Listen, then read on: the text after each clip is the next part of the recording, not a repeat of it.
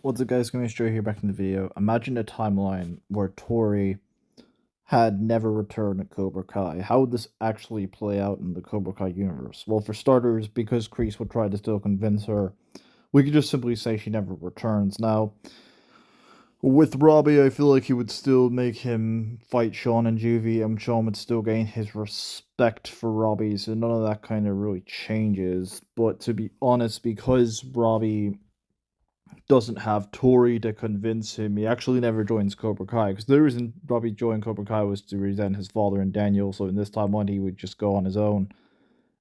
However, I still think he would train Kenny when he actually runs into him because I don't think Kenny would join Cobra Kai since, of course, Robbie wouldn't encourage Kenny to join the dojo. So Kenny doesn't join either, meaning Cobra Kai is down three major fighters in this what if.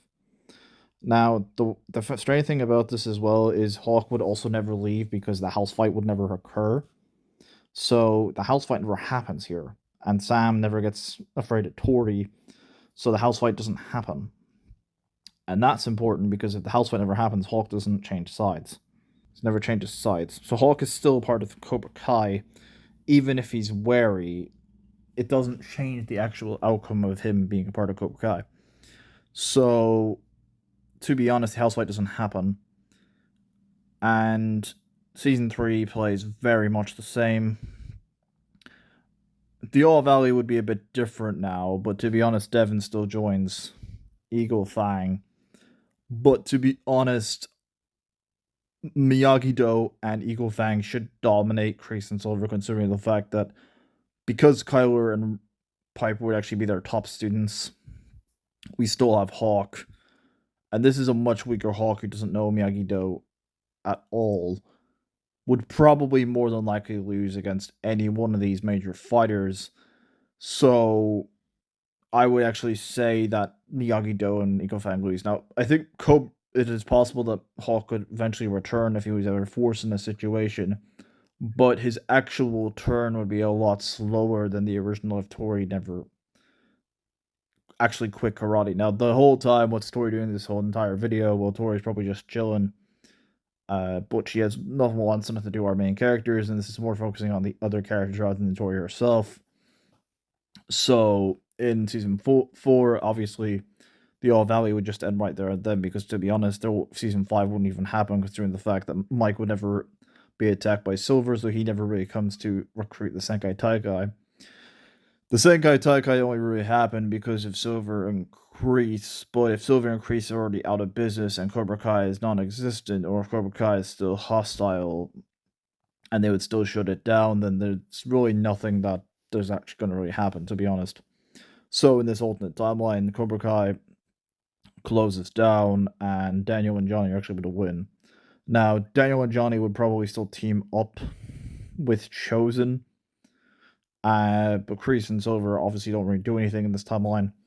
They just get beat very quickly with Kyler and Piper, to be honest, so I think Hawk would eventually flip. I think it would take him halfway through the tournament. I think it would take Hawk that long to realize his mistake. I think that's how long it would actually take Hawk to figure out that he's on the wrong side. The actual tournament arc will actually make him flip, so he would be on Cobra Kai's side much longer. Now, granted, because he knows the Quicksilver technique, it's possible that he could use it on a major opponent here, but considering the fact Miguel wouldn't throw the fight, and Robbie's now present, Miguel's the strongest fighter, it actually would make a lot of sense for him to throw here.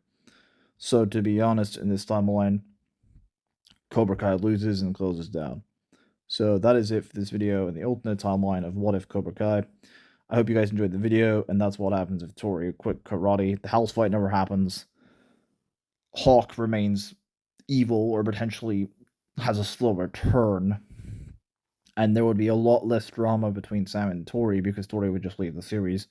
Robbie would be a non-existent character and never become an actual fighter again. So we're not just losing Tori, we're losing Robbie. And if the Senkai Taikai did happen, our team would be all deconstructed because we wouldn't have Robbie in the tournament. Now, we didn't have Tori, but Cobra Kai wouldn't have Tori, so they would actually have to have another fighter. Maybe Kyler, but like Sam, Dimitri, and we wouldn't have Hawk, since Hawk would probably still be in Cobra Kai. So 2 of the 6 major fighters, and if you want to say Devin and Kenny, 7 of the 6 major fighters are absent from the tournament.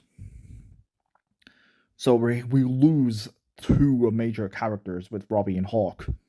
And Robbie and Hawk are strong characters, and Robbie and Hawk's important in this arc because Robbie and Hawk are powerful fighters, and Robbie specifically is team captain, and so he helps our team actually win.